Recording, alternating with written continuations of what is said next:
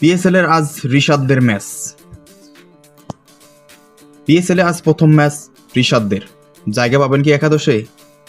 আজ শুরু হতে যাওয়া পিএসএল এর পাকিস্তান সুপার লিগ প্রতি বাংলাদেশের ক্রিকেট প্রেমীদের আলাদা নজর থাকবে, কারণ এবার যে বাংলাদেশের 3 ক্রিকেটার খেলছেন পাকিস্তানের এই ফ্রাঞ্চাইজি টুর্নামেন্টে। এরই মধ্যে লেগ স্পিনার রিশাদের দল লাহোর কালান্দার্সের ম্যাচ রয়েছে আসরের প্রথম দিনেই। নিলামে দল পাওয়া বাংলাদেশে এই লেগ স্পিন অলরাউন্ডার লাহোরের একাদশে সুযোগ পান কিনা সেটাই অপেক্ষার বিষয়, এবং বাংলাদেশের ক্রিকেট ভক্তরা সেটাই দেখবেন আজকে। যদিও লাহোরের দল দেখে ধারণা পাওয়া যায় টিম ম্যানেজমেন্টের পরিকল্পনায় রিশাদ ভালো মতোই আছেন।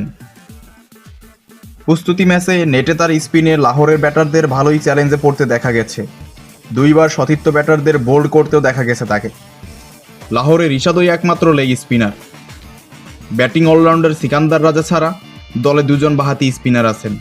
এর মধ্যে 38 বছর বয়সী আসিফ আফ্রিদি নিজের সেরা পার করে এসেছেন সময়। 18 বছর বয়সী মুনিম কমেরোরও প্রথম একাদশে থাকার সম্ভাবনা কম।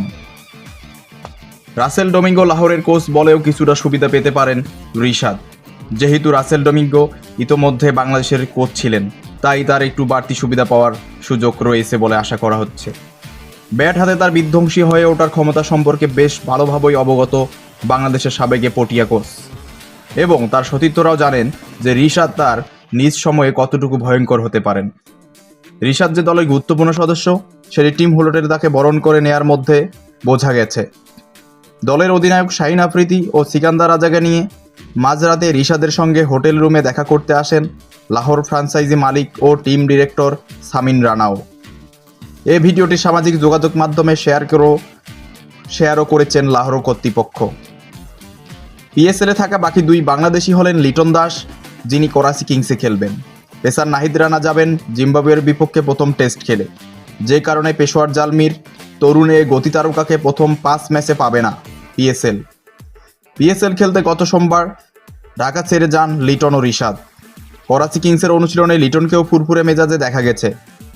গতকাল করাচির প্রস্তুতি ম্যাচের একটি ভিডিও সামাজিক যোগাযোগ মাধ্যমে এসেছে।